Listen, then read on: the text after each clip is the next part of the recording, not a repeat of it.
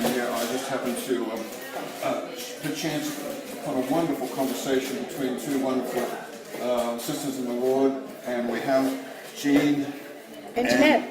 Jeanette. We're talking about some vital issues of the latter days in that preparation, so I'm going to go and have a cup of coffee and let these two ladies carry on here. So they're all mic'd up and ready to go, so we're recording, we're all set. Okay, very good. Okay, well, I have a really important question that I want to ask Jeanne, and it's all about the bride of Christ, the true church, and the false church, and the beast in our latter days that are just around the corner. So, Jeanne, can you just share with me your concepts of the true church, the false church, which is the false prophet, the woman riding the beast, and the beast, but specifically, I want you to also talk about how we believers in God, in Christ, need to be prepared for these upcoming events during the first 3.5 years of the last 7 years, when the false church and the false church is pretty well riding the beast. Yes. And I think what is so important to understand is everything that happens is under God's absolute sovereignty. And if we don't understand His will, His plan, His purposes for His people all throughout time, then we're going to be devastated by the things that we're facing in the 70th week of Daniel. And so I want to start the conversation by saying we must understand God's pattern for His people all throughout human history. And what that pattern looks like, I'm just going to simply state what the pattern is, and then I'm going to delve into what each of those are and what each of those patterns represent. The pattern is God uses a harlot system to judge and purify His people. Then God uses a beast system to judge the harlot, and then God judges the beast himself. And so to understand then what each of those are, I want to start by giving a construct for 3 types of beings throughout human history on a corporate level, on a corporate understanding. And that is easiest for us to understand in the context of what most believers know and understand, and that is the body of Christ. Yes. The body of Christ is one body.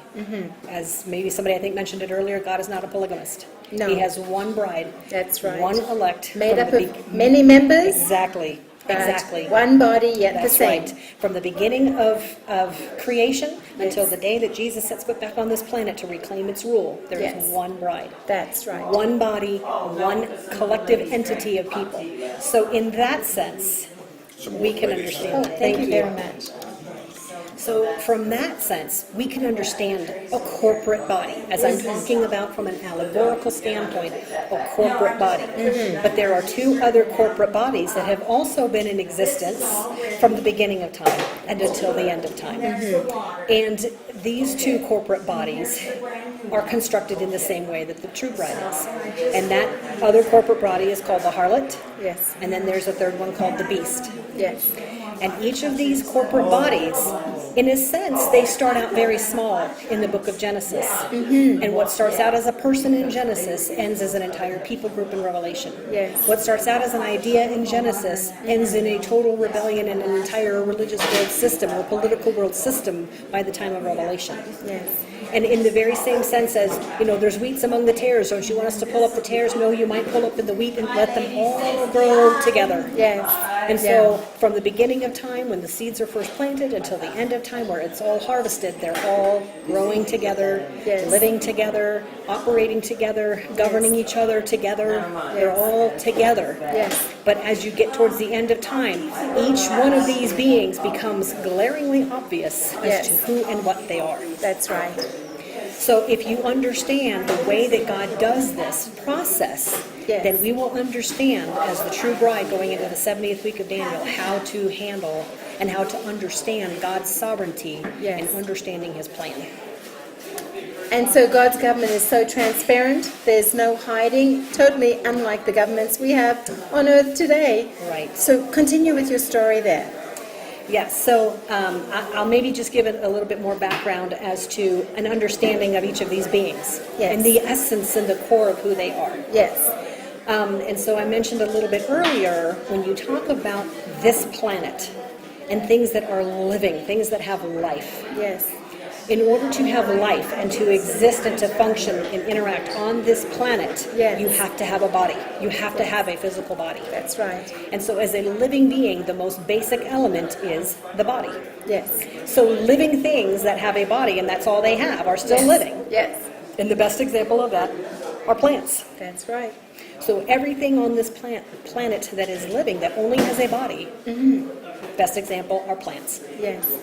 But then there's a higher step up than that. Yes. And that is, it has a body and a soul. Yes. And so what has a body and a soul that is still living are the animals. Exactly. So the animals, and there's a lot of debate and discussion about what is what is a soul. Yes. Well, from the most basic construct in all the studies that I have done and I have seen, and by profession I'm a registered nurse, and so, understanding, Yes. both a body level and a soul level. Yes. A soul, I know I'm being kind of basic here, but a basic soul is mind, will, and emotion. Yes. So your mind involves intellect, intelligence on some level, being able to comprehend, assimilate, regurgitate information Yes. that implies intelligence. Yes. The next one is a will, the ability to choose between one or the other. Yes. The last one, emotions, that you actually have on some level something that says I can feel or I cannot feel. Yes. Can dolphins learn? Can monkeys They learn can. how to do tricks? Yes. Okay? They have a level of intellect They do. that involves a mind. Yes. Can a dog choose to pee in the middle of the floor in front of you, or choose to pee in your backyard the way he's supposed to? Yes. Or can he choose to chew something that he knows not else supposed to chew? Yes. There is a will. Yes, there is.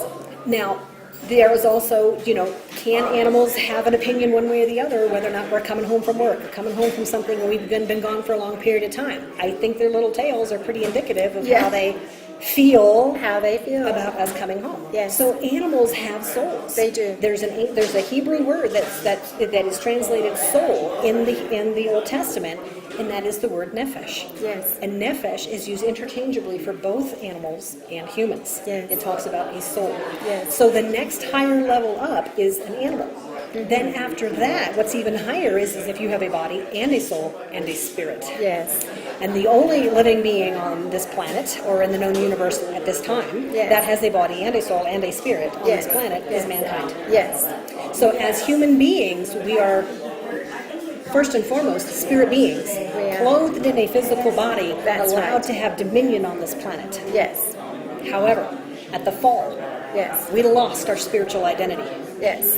And when we lost our spiritual identity, we lost our guideline that animals are not spiritual beings. No. But I would say the closest that they would come to maybe having a spiritual connection is instinct. Yes. On some level, God has provided them something beyond what their own soul knows and understands, Yes. but is still able to do what they need to do to live and to live well. Yes. For humanity, we don't have instincts. No. Because our spirit is what is meant to That's unite right. us Yes. to that other realm from which we have come. Yes. So if we lose that spiritual connection, Yes. then what is the next? You What is the fall next being into a beast. that we then we then now become much more animalistic Yes. in our thinking, in our behaviors, in our Barbaric. priorities. Yes. Yes. So as we kind of mentioned earlier, is there anything wrong with a male dog going around and impregnating as many female dogs as he can? No, because That's That's right. instinct. That's exactly right. There's nothing morally wrong with that. no. Would we have a moral problem with a man, with a human man going around impregnating as many women as he can? We do have a problem with that. We have a big problem with that. Now, unfortunately, in many cultures all over the world, that has not been a problem. But I would imagine, even for some of those cultures that deal with that on some visceral, deeper level, the women are not okay with it. No. And the point is that mankind is given a whole other level of responsibility and accountability in that Absolutely. we're reflecting God's relationship with mankind. That's right. So the reason I went into explaining all of that is to then explain the various bodies that I was just talking about, Yes. in which and in how all of humanity is being portrayed as a corporate entity Yes. from the beginning of time until the end of time. That's right. So you see, on the one hand, the bride of Christ, the body of Christ. Yes. You know, and from that construct, what kind of being is the bride? That's right. It's a human being. It is a human being with a representation. soul, spirit, Yes. and a body. Yes. Now, going back to the harlot, again, it is a corporate body from the beginning of time until the end of time. Yes. What type of being is she representing? She's a human being. It's a human being in That's right. its comparison. Yes. In its comparison. All we like sheep have gone astray. What are we being compared to in that moment? Yes. An animal. Yes. So Yes. in this particular construct, both the bride and the harlot are being portrayed as Yes. a human being. Yes. Now, this other entity, though, The beast is being described as an animal. as an animal. No It is- soul, No spirit. no spirit. That's right. It has a body. Yes. It has a soul. Right. Both the body and the soul are able to work together to live out the life that they want to live. That's right. The priorities for an animal Yes. are very clear, are very Yes. specific. Yes. Provision and protection. Yes. That's it. Yes, that's right. That is what drives an animal in an animalistic existence. Yes. I must provide for myself and I must protect myself at all costs. Yes. That's what drives the animal kingdom. That's right. So if you have lost your spiritual connection That's right. Then you Then are nothing you- but an animal. and all you care about Is yourself. is provision and protection. Your default setting, because you no longer have somebody who can provide for you or Yes. who can protect you, That's right. because you've lost your Father. Spirit. Yes. We are sons and daughters of the living God. That's Yes. how we were created Yes. to represent the spiritual known universe to Yes. this material physical universe. Yes. We were the bridge to say God is our Father. He's our Yes. Abba Daddy, and He's Yes. given us the world as our playground. Yes.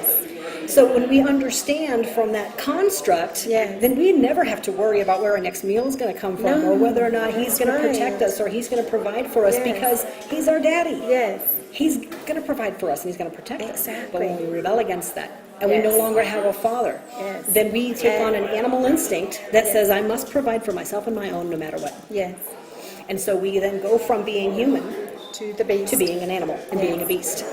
So you now take a whole bunch of human beings like that who are in total and complete rebellion against the living God, and you put them together. Well, they're going to form an economy, they're going to form a government, they're going to form their own religious system. Oh, they're going to form their protective environment. Yes. They're going to ensure that they survive Yes. at all costs. Exactly. And they don't care about anybody else. That's right, because that's all they know. Yes. That's all they have. Yes. All they have is their soul Yes. and their body to make their wishes happen, Yes.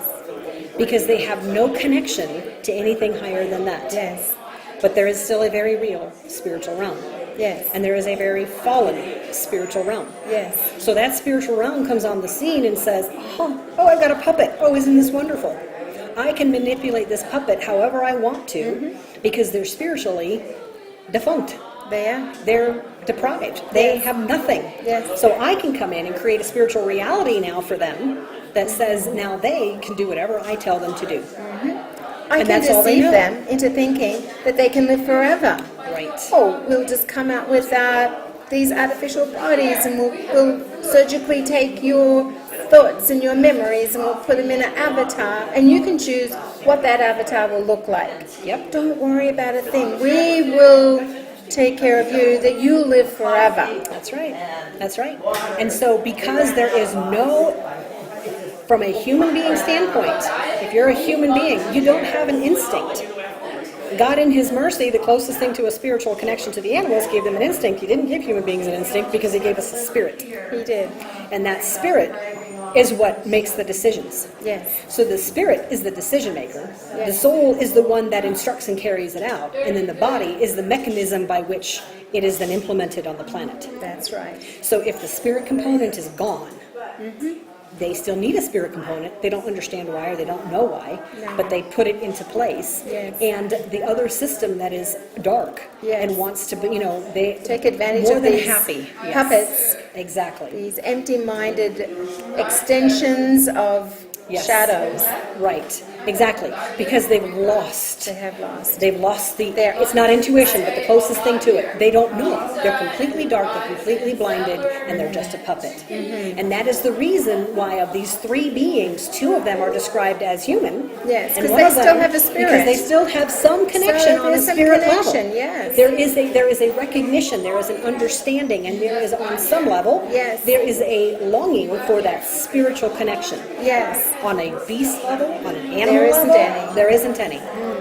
And so, because all human beings need a spiritual connection, Yes. they put one into place. Yes. So when you talk about corporate entities and corporate bodies, Yes. you have both all of a political, Yes. economic, and religious system Yes. that then gets put into place. Yes. Because you might have one being, they can do what they want, it's great. You put two beings together, you got to create some kind of structure, some kind of order, some kind of hierarchy, Yes. and you start going from there, families, and you get bigger and bigger, you've got to have some Exactly. kind of structure in place. Exactly. So you've got government, you've got politics, Yep. then you've got Laws. how are we going to get it done? Yes. And then you've got a spiritual component to it. Yes. So every component, every Yes. being throughout history has a political, governmental, economic, and religious component to their functioning, Yes. to their status. Yes. So as you look at each one of these beings, each one of these entities, Yes. at various times in history, they have all of them Yes. at any given point. Yes. At the peak of Israel's glory, when Yes. David is in control, Yes. yes, he's a king, but really he's submitted to the lordship of God. He totally did. And so in that moment, you have the best example of a true bride Yes. who is both a political force to reckon with, a That's governmental force to reckon with, an economic force to reckon with, Yes. and a spiritual force to reckon with. Yes. And so all three of those elements and components are there. And so throughout history of mankind, we can find moments when the true church rose. We Yes. find moments when the harlot Yes. rose. Yes. And we see moments where the beast rises its head Exactly. and becomes visible. Exactly. So in comparing it to any number of civilizations or countries or even empires throughout human history, it doesn't take long to be able to recognize which one of those three that one primarily is. If I were to say, for instance, the country of China, Yes. is that true bride, harlot, or beast? It's not the true bride, Right. and it's not the beast, so Well, I would say, in a sense, they're in total rebellion against the living God. They want nothing to do with God. They don't even pretend to be in right relationship with God. On some levels, I think they do have... Some of their members, maybe, wanting to worship God. They may have members, but maybe the government certainly won't even allow Bibles into the country or Right. discussion on the Bible. Right. So And I'm not saying that government- there is not a very huge true bride presence there. I Yeah. absolutely believe there's a true bride presence there. Yes. But when we're talking about the nations that are raging against the chosen nations, one, right? yes, When yeah. we talk about the nations, when you look at how their presentation is, Mm-hmm. it is beast. It doesn't want to be with God. It doesn't pretend. It doesn't claim to be in relationship with God. Okay. So now let's take it to a slightly different step. What about the British Empire for many centuries? Well, they were in opposition against God too. I mean, colonialism was not nice. They were cruel, they were malicious, barbaric. They didn't submit. I would submit though, that from maybe about the time of Queen Elizabeth Yes. up until, maybe the colonialisms, I would call it maybe more of a harlot government. Because they claimed That's to right. be in right They relationship. did. They had the Church of England. Right. And that was their Right. national church. Right. And so the way in which they believed, everything, in fact, why does most of the known world in the West today speak English instead of Spanish? Because of the house of Joseph. Well, I would submit that it was because of a hurricane. Oh, okay. Because the entire Spanish Armada was literally Yes. coming up, just around, this is the time of Queen Elizabeth, the entire Spanish Armada was coming up into the English Channel in order to destroy Queen Elizabeth, who the brand new fledgling Protestant queen has just made a public statement saying, Yes. I'm Protestant, Yes, and I'm going and to I'm give not gonna freedom have now any to all of the Protestants in this country. Yes. She's in a place of political power, she is Yes. a governmental ruler, Yes. and she has just now declared that as a country, as a political entity, Yes. we are now going to be following the one true God. Yes. And so Spain gets a hold of that. Rome, it's really Rome. Yes. So Rome is the economic power. Rome is the spiritual power, but it doesn't have a military, political, governmental arm. No. So it comes up, cozies up to Spain and says, you're going to be my military might. Sends up the entire Spanish Armada into the English Channel. Yes. Had that Spanish Armada been able to conquer England, we'd probably speaking Spanish right now. Yes. Yes. However, God himself, in this crazy freak hurricane, hurricanes never go into the English Channel. Yeah. And we think it's a hurricane by all the accounts that it describes. Yes. It literally goes up in there, wipes out the Spanish Armada in one moment, in one night. Spain goes from being the undisputed empire of the world, ruling the entire world, to being completely decimated overnight. And that's an example of where God's in charge, Yes. and don't you mess with God's plans, Exactly. because his plans will happen. Right. Nothing will interfere. Exactly. But then I would submit that then for the next 200 or 300 years, you now have a political, religious, and economic system that's in power that for most and all accounts is true bride. Yes. However, over time, it doesn't take long And for they're them back to to begin to harlotry turn again. in harlotry. Yes. Exactly, exactly. And so my point in all of this is understanding what kind of country that you're dealing with in its government, in its economy, in its religious system. Yes. Is it in total rebellion against God, wants nothing to do with God?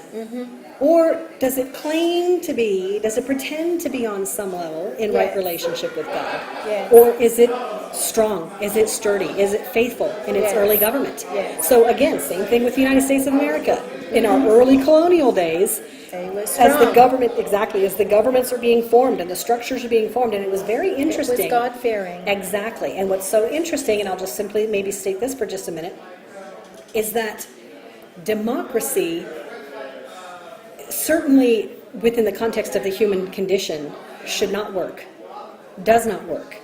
We are never meant to be democratic. No, we were we're always meant to be- created to be and under a monarchy. That's right. Yes. So when you look at what happened in the American Revolution, Yes. I will bet on many levels people were scratching their heads going, how the heck did that work? Because we saw what happened with the French Revolution. That's right. The issue is that even though politically we Yes. were a democratic society, on a Right. spiritual level, we were still very much a part of monarchy. Absolutely. And that And that came, separation from England at that time, well, that was God designed, because that was God giving Right. Manasseh his opportunity to become independent from his younger brother Ephraim, and to eventually build up Manasseh so that in the latter days Manasseh would get his birthright blessing, and then maybe be used now to forward the work of God. So like God promised Joseph the birthright blessing, and of course the house of Joseph went for 100 years saying, give us the blessing, give us the blessing. God says, you're not getting any blessing until it's the right time. So the right time happened to be after their 7 times punishment and wandering through the nations, and then he finally settled them in their land, and first gave Ephraim the birthright blessing, and Manasseh was mingled with Ephraim, but it was time to bless Manasseh now, because they're both the house of Joseph and they both get the blessing. So he pulled them out.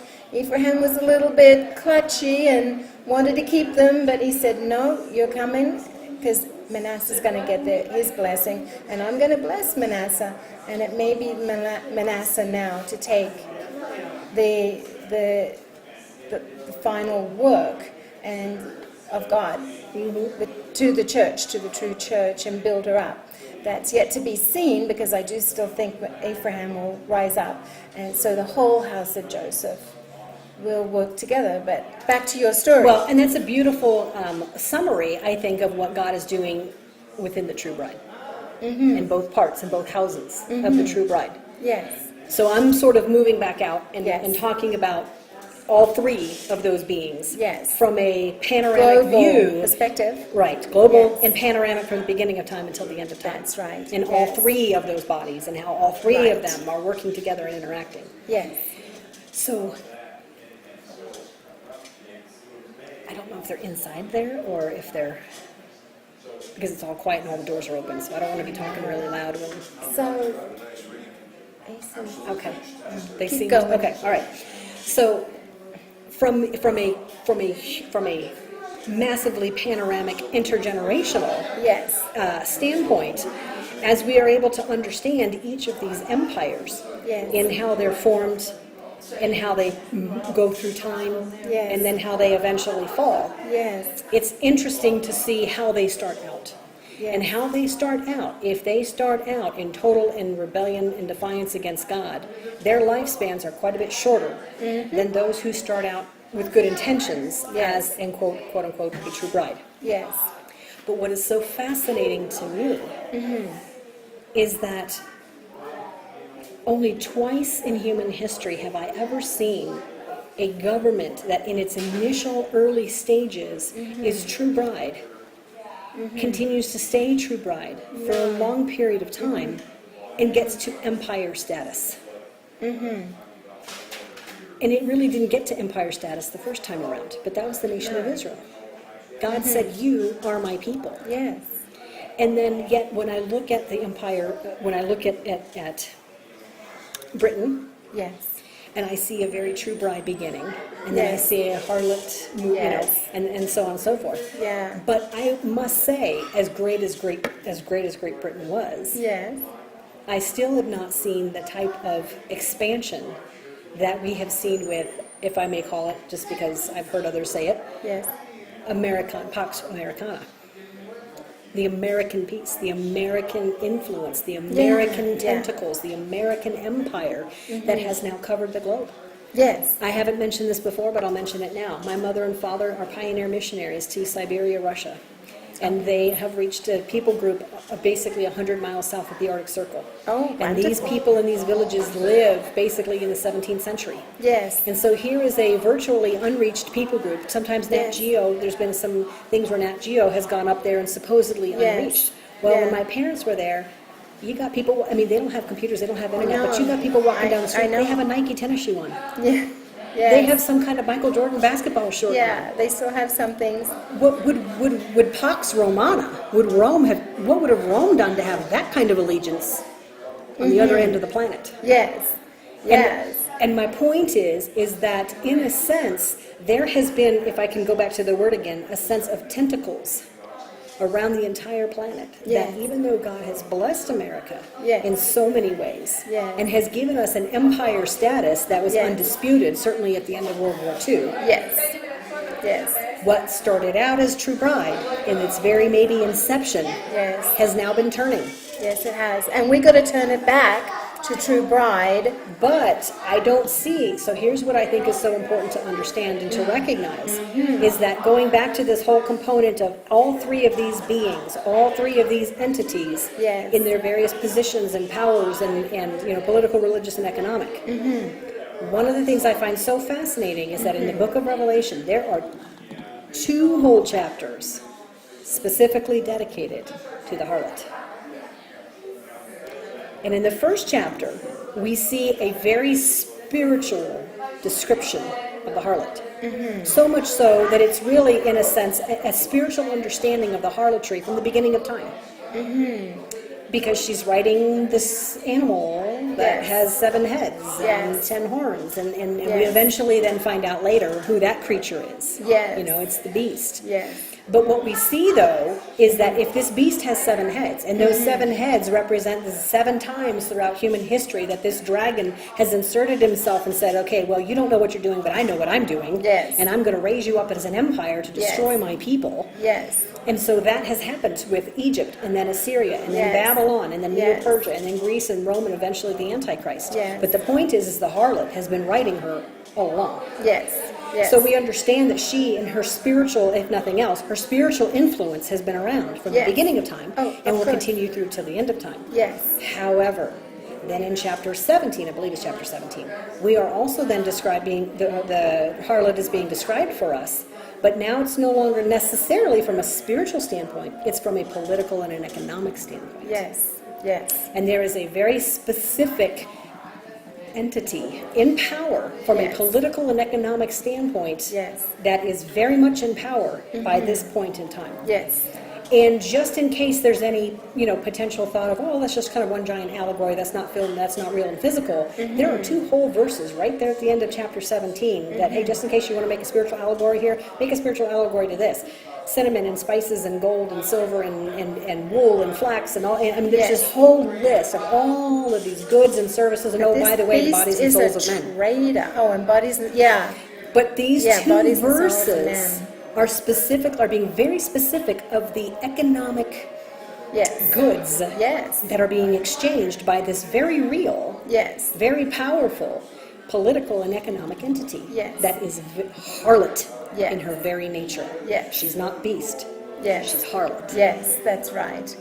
So, unfortunately, I hear a lot of people say, we just never see America talked about in the end times. Personally, I don't know. When I look at America and I look at all the blessings and I look at her origins and I look at everything that she's come, even Israel in all of her glory did not have the empire status that America has had in these last days.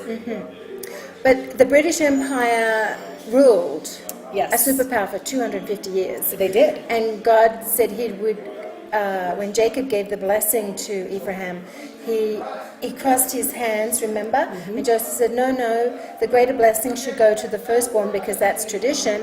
And Jacob said, yes, I understand that. But in this case, the greater blessing is going to go to Ephraim. And the purpose of that was because he's the youngest of the boys and he was going to be the leader of the 10 tribes. And God, through Jacob, was saying, my leader will be a humble child. That's my leader, the humble people. Not the old grey-haired people who think they know everything, So the uncles, who are significantly older than Joseph's 2 boys, they're not going to be my leaders, but I'm choosing the youngest because I want the humble child.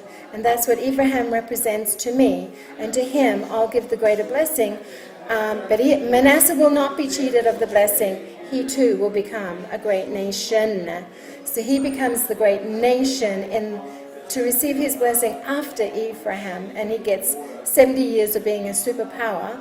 But the British Empire got there 250 years because he was at that time that young child.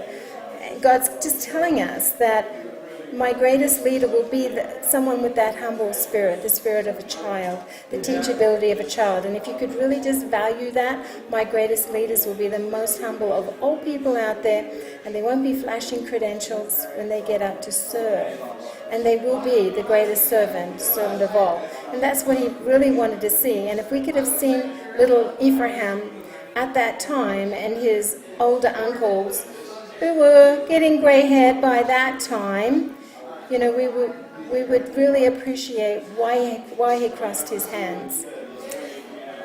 So that's that little story. But I want to get back to your story about you've described these 3 entities that are so important, and they have stretched over the whole period of 6,000 years. But as elect people, how do we prepare for the first 3.5 years when the false church and the harlot is ruling, because she reaches a power of international rulership? Right. And that is why I think it's so important to understand the relationship both of the harlot and the true bride. Yes. And the harlot and the beast. Yes. Because they have because she's a harlot, she's sleeping with both parties. Yes, she's what a playing great both analogy. sides. And they do, don't they? Yes. And you know what? And that's what God said to the 10 tribes, how long will you hover between me and the false gods? Choose one or the other. Yes. So we were playing the harlot That's then, right. and they do play both And sides. here's what breaks my heart. So let me back up just a little bit, okay? In the sense of, and I might have mentioned this earlier, just don't know that I mentioned it on recording. How many options do we have? God or Satan? God and then what else? Just God or Just Satan? God, those are the right only two or options. wrong, right or wrong. Exactly. So in one sense, we've been talking about these 3 entities, but they are really, if I may call it in a sense, there's really only 2. There is only That two. other one there is a phantom. Yes, the false harlot, she's playing both sides, and she really is the phantom because she really is nothing. She's an extension of what she really wanted to be part of. She really wanted to be part of the beast. Well, what I find fascinating also is John's reaction when he's first introduced to her. Mm-hmm. Because it says he's astonished, he's blown away, he's astounded, and I think the way that I understand what I'm seeing there and what John is seeing is what if the most well-respected woman that you know, and I don't know who are in your circles, but maybe somebody that I know who's a pastor's wife, who's a beautiful, humble, kind woman, who all of a sudden she walks into church one day and she is just dressed. I mean, she's got the makeup on and she's got her shirt cut low, and you talk about all modesty out the window. That's what John is seeing. Because I believe that what John is seeing is what he thinks is this bride, what he thinks is the bride of Christ. And he's because shocked. what's the He's first horrified, woman? What's I the first betcha. woman that he saw? It was the harlot. Revelation 12. The woman of Revelation 12. Oh, the one with the 12 stars. Right. She's That's the true pregnant. bride. Yes, That's that is the true bride. That is, So yeah. John, in his watching everything and him seeing the unfolding Right. of everything that's Yes. happening, the first woman he's introduced to is the Yeah. Revelation 12 woman. Yes, yeah. So now fast forward in what he's being shown. Yes. In his finite mind, he's got to be shown sort of linearly, one at Yes, a time. yeah. Now he sees this woman, and I'll bet he goes, oh, Yes, I'm why sure is she he's dressed shocked. like a harlot? So he would associate the true church with now. Well, I think what John is seeing is that here is this woman who looks an awful lot like the true bride, but she's not a true bride. But she looks like a true bride. And I think that's what John is seeing, that He he's would astonished recognize by. her haughty attitude and her Yes. alluring mindset, and Yes. and be shocked and horrified by that. Right. Because he would for sure recognize, oh my Right. goodness, this is awfully wrong. Something Yes. awfully bad has gone wrong. Yes. And so, but I think the point is that the reason I'm bringing this up is because in reality, in a sense, she's a phantom. Because you don't get to choose a third option. No, you don't. You only get to choose God or Satan. That's it. But the fact that she is real enough, she's manifested herself in time and in history long enough, that there is the deception, there's the illusion that I do get to have a third choice. And the point is that she's the one that's in power at the beginning of the 70th week. That's right. Because the beast can't fully take over until he has consolidated all of his power as well. And but he needs her He to initially consolidate his power. That's initially. right. He does. Yes. And so when you talk about somebody's going to ride somebody, right. which is the one who's serving and which is the one that's in power? Which is the one in power? The one doing the riding or the one being ridden? Well, initially, the person who's got the reins would be the person with the power, Right. but she loses the reins. Exactly. He- Exactly. And the beast never liked her from the beginning. His Exactly. plan was never. That's right. Never. That's right. So she, in a Yeah. sense, is in power for a time, Yes. and then at the midpoint, he bucks her off the system. He bucks her off. Happily. And then Good exactly. riddance, he's saying. And then you have the plagues against Babylon. Yes. And then now you have this whole chapter of how God had put it in the heart of the beast to destroy the harlot. Yes. But there's a very sobering passage to me in that whole discussion of God judging this, and there's rejoicing in heaven. Woo, she's being judged, she's being judged, she's being judged. And all of a sudden, wham, there's this very sobering statement that God himself makes from the throne room in the context of these judgments. He says, "Come out of her, my people, so that you do not share in her sins and receive of her plagues." Wait, what?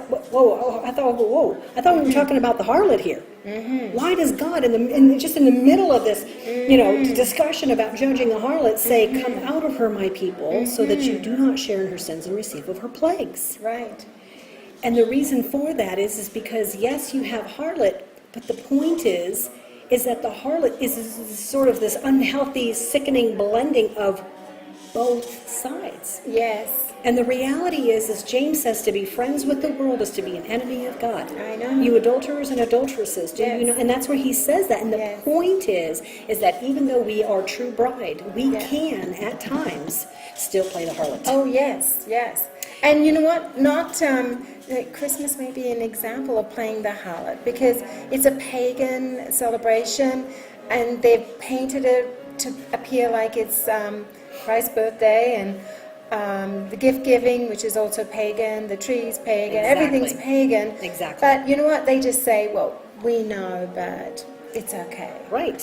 And right. it's not okay. Exactly. And it's a harlot mentality. It is. And it's been a harlot mentality from the beginning It's of that time. constant compromise. Yes. And it's got to stop. Yes. But here's the thing. Who gets the angriest when the bride is doing what she's supposed to? The harlot. Yes.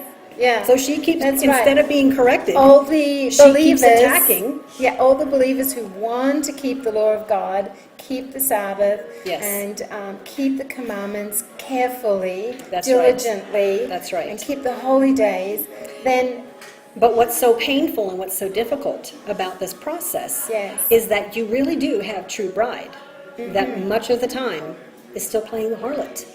and so coming back to the 10 virgins, then now we're looking at 5 virgins who are the good virgins. They're like the true bride, and then you have 5 who are playing the harlot. Exactly. But they're still virgins, so they're still God's people, but they're playing the harlot.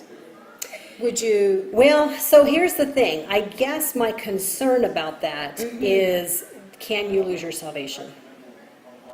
And I personally am from a standpoint that you cannot lose your salvation. The finished work of Christ on the cross was completed. There was nothing else that still needed to be done for our salvation. No. But So they can reject. People can reject it. him, but You- that doesn't mean... Your name is written in the book of life. The only time it's taken out is when you exhaust God's Holy Spirit, and then it's you erase it, Nellie, through just blatant refusal to obey. And even then- Unfortunately, I've seen a pretty strong influence of Catholicism on this whole idea. Because Jesus in Catholicism, Jesus is still on the cross. It is not a finished work. There is something you can still say or do that will take you out of God's hand. I don't say Jesus saying, depart from me. I knew you at one time, and then you rebelled, or you backslid, or whatever. I never knew you. I never knew you. We were never in covenant. We never had relationship. You were never truly born again. And when we're born again, we're sealed with the power of the Holy Spirit. It's a finished work. It's not God's grace plus our ability to stay true to Him. It's Jesus, He said, it is finished. So, with that point in mind, when we go back to the Right. 10 virgins, What you're happens to saying, the other oh, 5? 10, What happens to the other 5? Yes, what happens? They're cast into outer darkness, Oh, where there's weeping and gnashing of teeth. So in one sense, there's an allegory that is used to talk about and to explain, this sort of, what this collective, group looks like. But in another sense, when we get back to the issues of salvation and redemption, I don't see this as they knew at one time and they fell away. I see it as they may have had some oil, but it was not an oil. And to me, it's almost like, if everybody fell asleep, they all fell asleep. yes. Where's the oil during all this time? And unfortunately, we're kind of deep into digging into some really, and it's getting really abstract and that kind of thing. But my point is in this, is that I see those 5 as the harlot. As the harlot, Oh, I see. in the sense of, you can only pretend for so long. Right, exactly. You You've can got to only make play a along. choice. Yes. You have to. And if you look at the 7 churches in Revelation, it's Christ saying to the 7 churches, you need to overcome. Yes. And if you don't overcome, Yes. He doesn't say this is what's going to happen to you. He said only Yes. the overcomers Yes. will be in the kingdom of God. That's right. And it just so happens that back in history, Jacob overcame. Yep. and his name was changed to Israel because he overcame. That's right. If he had not overcome, I'm sorry, there would be no Israel. That's right. I'm sorry. And I'm so it's grateful. simple for that. And I am so grateful that God does not airbrush his saints. Yes, no, I am he doesn't. so grateful that he shows us the mistakes and the problems and the issues that they had as he was bringing them through the refining process. Yes. And so that's how I see those 7 churches of Revelation. I see them as 7 personality types of believers, both individually and corporately. Yes. You can be a Philadelphia Christian, unfortunately, sitting in a Laodicean church. Yes. Or a Sardis church. Yes. You know? Absolutely. And so, you know, as I look at each of those, both individually and corporately, if you are truly among that 7, how you are at the beginning going into the 70th week of Daniel is going to be the type of experience for you will have through the 70th week of Daniel. to help you remove those spots, wrinkles, and blemishes and become that perfect bride that is described in Revelation. That's right. And she is radiant. That's exactly right. So that's what we need to do. So getting back to your initial concept, you were mentioning that the true church, how do they prepare themselves in helping the false church, the harlot, because God says, "Come out of her, my people." Yes. So how do we help them to come out, or how do we prepare ourselves so we can best help them? Well, what I love about my relationship with God, and I love that I'm a woman, because I don't know how I could be the bride of Christ as a man, so I don't know how the guys do it, but I love the fact that I'm a woman. Yes. But I see it as God is the one who initiates and we respond. So as God himself, and to me, and I hadn't mentioned this before, but I'll kind of mention it now, the difference between grace and mercy. Okay. Because grace, I think we've not really well understood the difference between these two. Grace to me is God stepping in and revealing a part of himself, empowering a part of himself, in some way showing up where otherwise we would have had no ability to do anything on our own. Absolutely. Our salvation is by grace, and our continued Christian walk is by grace. He steps in and says, "Hey, I'm going to show you something you didn't know before. I'm going to empower you to accomplish something you weren't able to accomplish before." Right. To me, that's grace. That is grace. Mercy, to me, is the amount of time that God gives us to figure that out. Absolutely. Unfortunately, Because long suffering. Exactly. Because if we don't understand the difference between the two, then God becomes very capricious. Yes. Why on one hand does he allow Jacob to duke it out with him all night long, and then some priest decides to put his hand up on the Ark of the Covenant, and God strikes him dead? What in the world is that all about? Yeah, exactly. And if we don't understand what grace and mercy are all about, then we have no idea what to expect from God. Yes. Yes. And so the point is that God in his grace reveals himself to us. And the more he reveals to us, where much is given, much is required. Yes. So the more that you know, the more that you understand, the more that you come into an epiphany, which is really what grace is. Yes. You know, God stepping in and saying, you know, I've heard so many people, you know, will the real Jesus please stand up? I'd been worshiping a false Jesus. Now I didn't know that's who he was. He's loving, he's compassionate, he's merciful. I thought he was this legalistic, you know, guy wanted to crack the whip on him. Right. And so the point is that's grace. That's grace. Grace is stepping into somebody's life who's not a believer and saying, you know, this is something about God. Guess what? God just inserted himself into your life. That's grace. I think that is something the 10 tribes have learned well, and they wrote songs. As Gavin says, listen to the artists. Amazing grace, and your grace still amazes me. Yes. And those songs were written by the 10 tribes because they truly at one time really wanted to be back in the family, and they had to wait because Christ first went to the Jews and he made them wait, and then he went to them, and while he was on this planet he taught both the house of Judah and the house of Israel. But to the Jews he went first, and then we waited, but we did wait patiently, and when the baton was passed we took it with most humility and honor. And I think Paul, when he passed the baton on to us, he knew that it would go where it needed to go. He was absolutely confident that it would go. And grace just like grace and only grace brought us into salvation, so does grace continue to open our eyes and reveal more and more understanding of what God is really up to. I think one of our earlier conversations, we were talking about how many believers, especially in the last 10, 15 years, it's like all of a sudden veils are being lifted off of people's eyes. Is that because we're going, are you going to lift the veil off my eyes? Are you going to lift the veil off my eyes? So we didn't even know we had a veil on our eyes. That's right. You know, that's grace. That is grace. Grace is God saying, I, not you, I am going to step in and take the veil off. Yes. Because I'm preparing you now, and it's time. It's time to have my Benjamin rise up, and they're going to do the job of bringing my people back to me, to be the leaders to do that. So the question again is, how do we prepare? Yes, and part of that preparation, part of that grace, and people really don't like this topic very much, part of God's grace, giving us something, empowering us something, teaching us something, in preparation for the times that are coming, is His grace is giving us the same experience that Jesus was able to experience in the Garden of Gethsemane. The refining. The refining.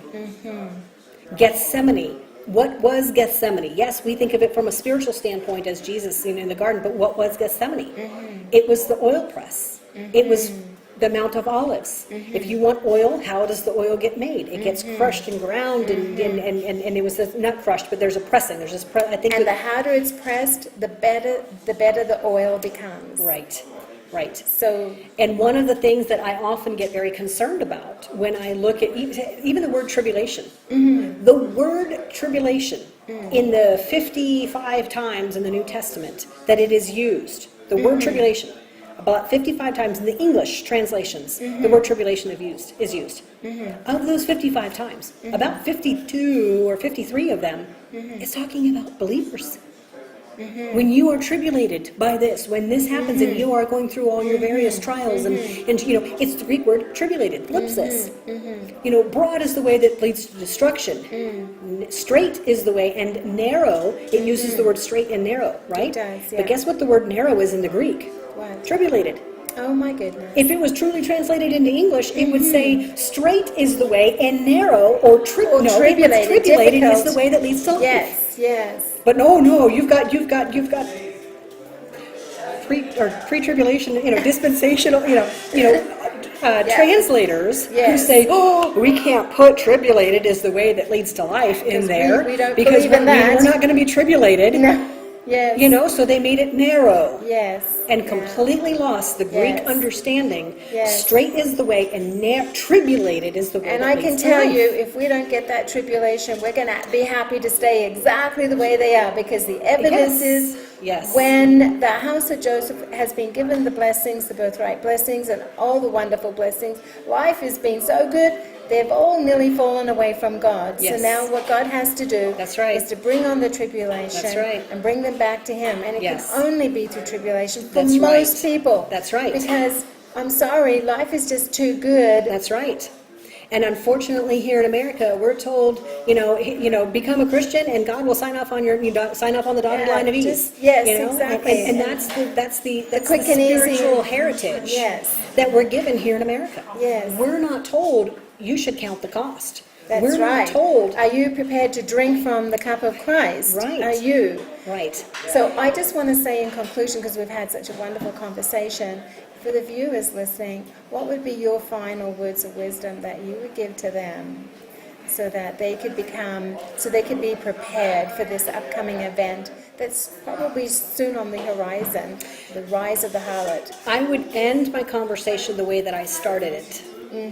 In how, if we don't understand God's sovereign plan throughout mankind's history, then we will be left fumbling and confused and painfully feeling betrayed by God, unless we understand His sovereign plan. And His sovereign plan is God uses the harlot to judge and purify and cleanse His people. Then God uses the beast to judge the harlot, and then God judges the beast Himself. So draw close to God. Draw close to God and allow God to begin to reveal to you the people in your life that maybe you need to break fellowship with. Yes. There is a difference between ministry and fellowship. Yes. Fellowship, you're in unity. You're Yes. plowing the field together. Yes. You're doing something that says we're in sync, we're in agreement. Yes. But the moment that person says, oh no, I didn't sign up for that. Mm-hmm. No, I don't think I agree with that. Well, guess what? You just moved now from ministry. Mm-hmm. I'm sorry, from fellowship to ministry, because you're no longer in fellowship anymore. Mm-hmm. You're not plowing the same field anymore. No, you're not. Now you're having to turn and say, why in this area of this person's life are they in rebellion against God about that particular truth of Scripture? And so now, as you pray for And them, now you owe it to them to gently or however through some mechanism correct them. Yes. Because you love them. That's right. That's right. And as you pray and ask God to give you a revelation, what's so important is, okay, now do I move from an area of fellowship to ministry? And then there's even a step further than that, which is, Jesus said, if you go into a city and you preach to the city and you try to share everything with the city and they ignore you, you stay in there and you beat it into them until they get it, right? No. He said, you go in, and they don't leave. You can you leave. Yeah. And you wipe the dust from You your do. feet. Yes, you do. But unfortunately, with some of these dominionist theologies, Yeah. no, we got to go in there, we got to beat it into them until they get it. Yeah. And so where I'm going at with this is that sometimes God says, you know what? You need to break fellowship. And you need to view and interact with this person as someone who you now need to minister to them That's right. in love. The relationship changes. Exactly. But then there are other times where God says, you know what? You need to leave. You need to walk leave. away. And wait for them to come back to you, because God will get them to come back to you, not That's somebody right. else. That's right. It'll be back to you. That's right. And I then, with your love for Yes. them, you'll willingly That's bring right. them back and say, Right. and teach them. And I would sort of maybe also conclude as well by saying we have to be careful that we don't prejudge and say, well, that one's going to be a Judas, because there's always going to be a Judas. In the midst of the fellowship, in the midst of the 12, there will be a Judas. Yes. And we can't live our lives to say, where's that Judas going to be? Jesus no. chose Judas knowing who and what he was. Yes, exactly. Because as we trust that God knows what he's doing, Yes. he's going to use the harlot to judge and purify his people, because Yes. he's preparing us Yes. for the onslaught of the beast. Yes. And That's we will be right. prepared for the onslaught of the beast in the second half. Yes. Because we've been purified and refined. Yes. And we have come out of her Yes. for those first 3.5 years. That's right. So it's going to be a great future. It's going to be an Yes. exciting future. And it's Yes. nothing to be fearful of. That's it's right. a time of excitement, of growth beyond measure. Yes. And we're going to be, as difficult as it may be, our goal and what we're going to achieve is where we'll set our eyes, and we'll get there. Yes. In flying colors. That's right. We're going to run the race. That's right. To win. Exactly. Amen. So- I'm so excited. We're going to thank you for listening. Yes.